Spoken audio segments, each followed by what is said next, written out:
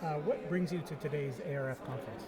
I just found out about the ARF conference about a month ago, and I was really intrigued when I found out about the past events and the topics that you were going to be covering today. So, the conference actually exceeded my expectations. In fact, I brought in a friend, a colleague who has had significant experience at Clorox and P&G and Johnson & Johnson, and I saw even her, somebody who has extensive experience in this industry, taking copious notes. Myself, I actually specialize in analytics more so than market research, but my colleagues work in market research, so a lot of my work actually involves working very closely with the market research team. So for me, it was really important to actually understand what they work on and what tools they have available to them. Cool. Can you talk a little bit about something that you learned at today's ARF conference?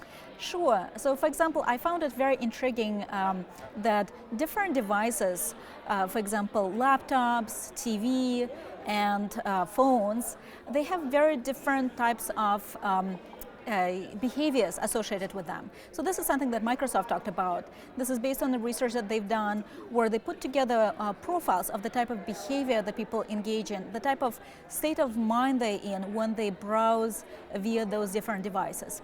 And so using those different profiles, those different modes that people are in, you can actually change the message and engage much more effectively through these different devices by really customizing it to those devices.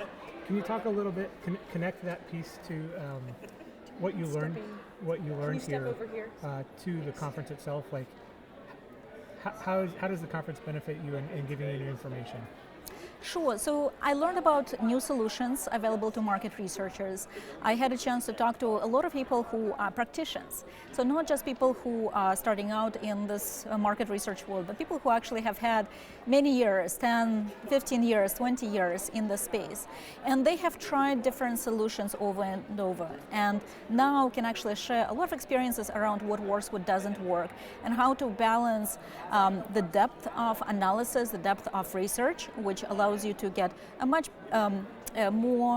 much richer profile of your customer with the speed of insights. So how can you actually use different solutions for those different applications? Deeper analysis versus fast, iterative insights from different actions that you're taking in the marketplace. Great.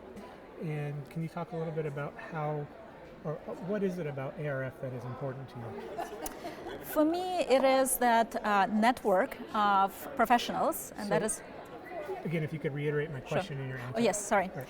So what is important for me about ARF is that network of professionals who have years of experience in the space and who have applied their knowledge in a variety of different companies, whether it is online or offline. I work at PayPal, and we traditionally have worked online. Now we're moving into the offline space, and that is where we can really leverage the experience of companies who have been operating offline for a long time. So that's definitely a part of it. Another part of it is learning about being pushed by these different colleagues in the market research space to think about new solutions, new vendors, new ways of framing a question, new ways of addressing the problems. And that is something that really starts off a new set of ideas, a new set of ideas that we can implement at PayPal. Great. And do you have anything that you'd like to add? So very impressed with this conference.